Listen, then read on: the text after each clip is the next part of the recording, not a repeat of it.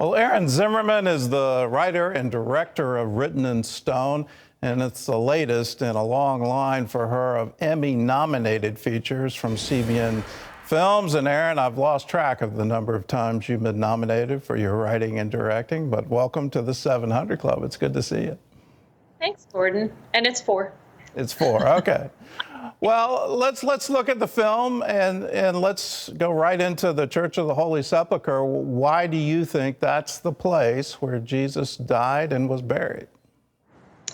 Well, it's not really what I think, it's what history thinks. And in the film, we go way back to about 100 years after Jesus. About AD 132, the Romans invaded Jerusalem and wanted to just completely decimate it. They wanted to erase the memory of the Jews. And what ancient societies did is when you conquer a country, the first thing you do is you go to their holy sites and you knock them down and you build your own temple there. So the Roman army comes in and says, where are the holy sites? Okay, number 1 is the Temple Mount. So great, they build a temple there. The other site that they were given is the area where the Church of the Holy Sepulchre is now, where Jesus' tomb was. And so they said, all right, and they kind of did a double insult.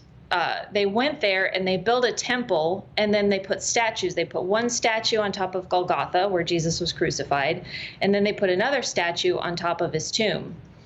So that pretty much says to me the Romans wouldn't put all that time and effort into building a temple and doing all of that in this kind of place that was a little bit outside the city if it were not an important spot. One of the surprises for me in all of that is the graffiti that was found literally on the wall of that Roman temple. Tell us about that. Yes, graffiti has been our friend in the ancient world because it's told us a lot. Down at the bottom of the Holy Sepulchre Church, and you kind of have to get permission to go down here, is a piece of graffiti, and it's a drawing of a ship. And that ship has been looked at by every maritime expert out there, and they've all said this ship belongs to the 2nd century, which is 100 years after Jesus. So it's very early.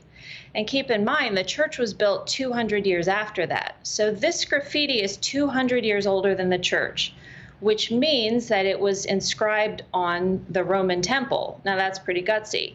And under the ship is a phrase in Latin that says Domine Ivimus. It can mean 2 things. It means, Lord, we have arrived, and Lord, we have gone. It's kind of like a double use. If you say, are you going to the party or are you coming to the party? It means the same thing. So that's kind of an interesting double meaning. You think that Christian pilgrims might have come here saying, Lord, we have come. We've come to this place where the greatest thing in human history has happened.